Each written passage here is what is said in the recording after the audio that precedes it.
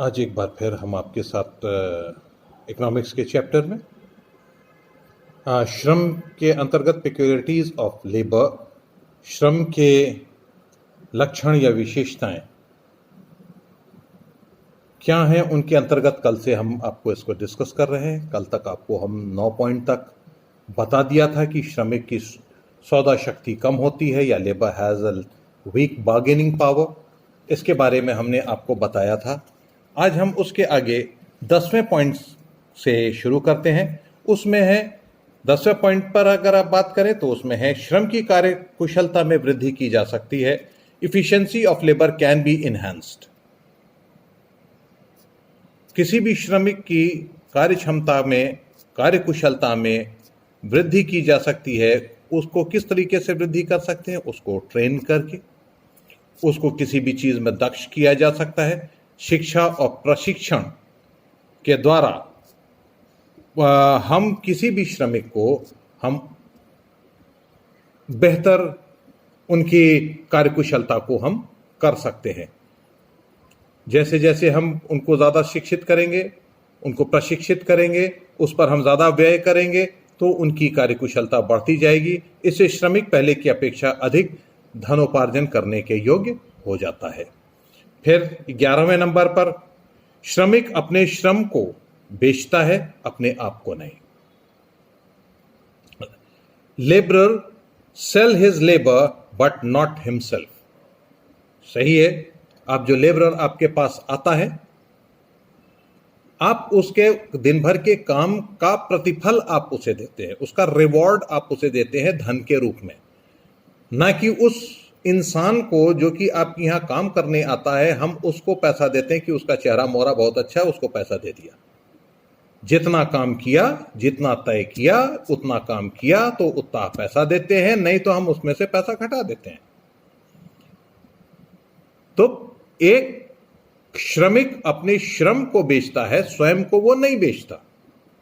हम उसके श्रम का पैसा देते हैं और अपने जो कुछ भी हो, चाहे वो शरीर हो, चाहे व्यक्तित्व हो, चाहे कला हो, और गुणों का स्वामी बना रहता, उसको आप वो नहीं खरीद सकते। उस आदमी का, उसमें दिन भर में उसने जो कार्य किया है वो ही आप उससे पैसा लेते हैं और उसको पैसा देते हैं। जैसे अगर आप मान लीजिए एक डॉक्टर है, डॉक्टर ने अगर मरीज को देखा तो आप उसके देखने की, उसके श्रम की आप पैसा देते हैं। उसकी डिग्री आप नहीं खरीद सकते, आप उसके डिग्री का आप पैसा नहीं देते उसको।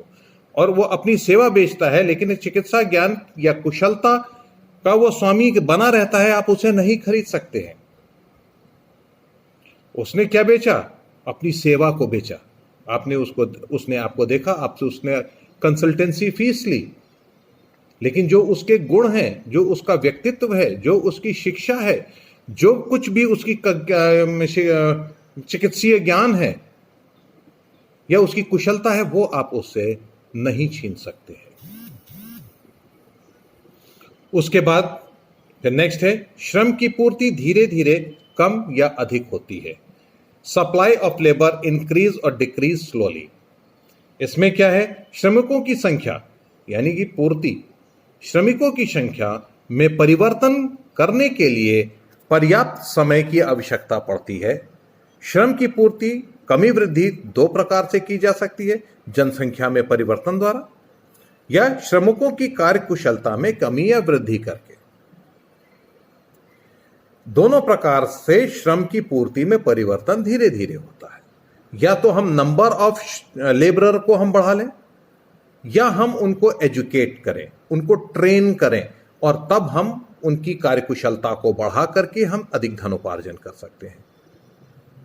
इन दोनों में ही हमको समय लगता है, यानी कि धीमे धीमे सप्लाई ऑफ लेबरर जो होता है, सप्लाई ऑफ लेबर इंक्रीज और डिक्रीज स्लोली। श्रम जो है उसकी पूर्ति धीमे धीमे होती है, कम या ज़्यादा जो भी हो वो धीमे होती है, क्योंकि अगर हम बढ़ाते हैं तो जनसंख्या को बढ़ाएंगे, यानी जनसंख्या मतलब लेबरर की संख्या, या फिर हम उनको ट्रेन करें और उनको एजुकेट करें, तो इसमें वक्त लगता है। तो इंक्रीज करने में भी वक्त लगेगा, और हम उनकी अगर संख्या को कम करते हैं तो उसमें हमारा लॉस होता है, तो उसको एकदम से हम कम नहीं कर सकते, धीमे धीमे ही कम करेंगे। तो श्रम धीमे धीमे ही बढ़ता है या अधिक होता है या कम होता है। फिर उसके बाद श्रम में वृद्धि तथा निर्णायक शक्ति होती है। श्रम में बुद्धि और निर्णायक शक्ति होती है। Labour exercises intelligence and judgement. श्रमिकों में बुद्धि और निर्णय शक्ति होती है, जिनका प्रयोग वो उत्पादन कार्य में लाते हैं। कोई भी व्यक्ति है तो व्यक्ति के अंदर बुद्धि भी है और उसके अंदर निर्णय शक्ति भी है, डिसीजन भी वो ले सकता है, और उसके पास अपना खुद का ब्रेन है जिसको वो इस्तेमाल करके उत्पादन शक्ति में वो बढ़ा सकता है, उत्पादन कार्य को वो बढ़ा सकता है। भूमि तथा पूंजी।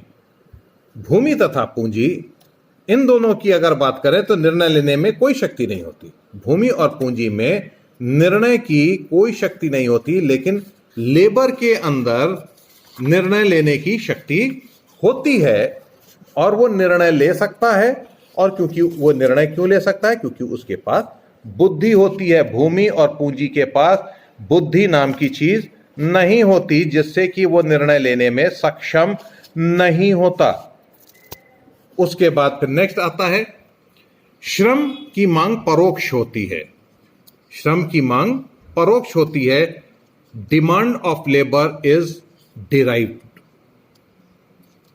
तो इसको अगर हम आपको बताएं तो श्रमिकों की मांग उनके द्वारा उत्पादित वस्तुओं की मांग पर निर्भर करती है।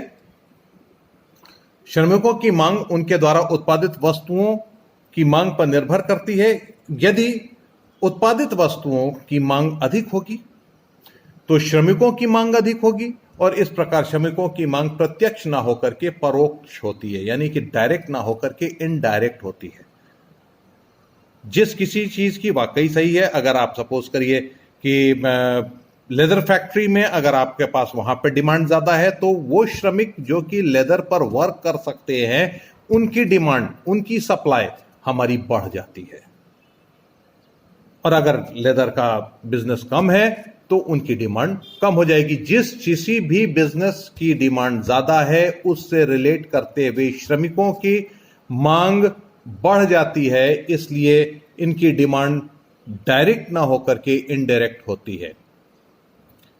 उसके बाद फिर लास्ट है, श्रम की पूर्ति तथा मजदूरी में विपरीत संबंध।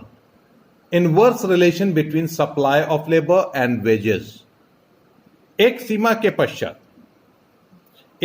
के पश्चात मजदूरी में वृद्धि होने पर श्रम की पूर्ति कम होने लगती है, क्योंकि पर्याप्त या ऊंची मजदूरी मिलने पर श्रमिकों का जीवन स्तर उन्नत हो जाता है और वे अधिक कार्य की अपेक्षा विश्राम को अधिक पसंद करने लगते हैं। अगर वेजेस हम बढ़ा देते हैं तो उनकी वर्किंग कैपेबिलिटी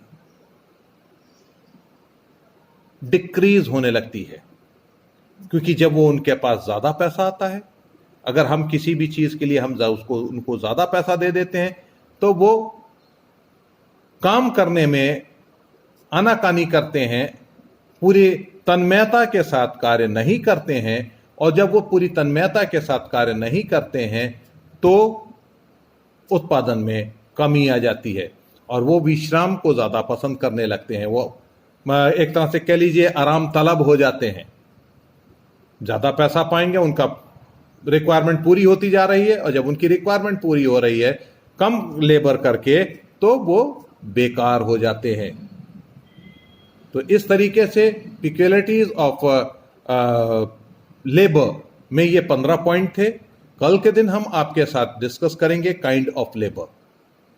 आज के लिए इतना ही है, और आज के लिए आपके साथ कल को हम काइंड ऑफ लेबर में करेंगे। और अब इसके क्वेश्चन हम आपसे कल पूछेंगे, यानी कि कल की जो क्लास है हमारी, उसमें हम आपको ये क्वेश्चन, इसके पिक्युलियरिटीज ऑफ लेबर का हम आपको क्वेश्चन देंगे, आप उसको आंसर दीजिएगा।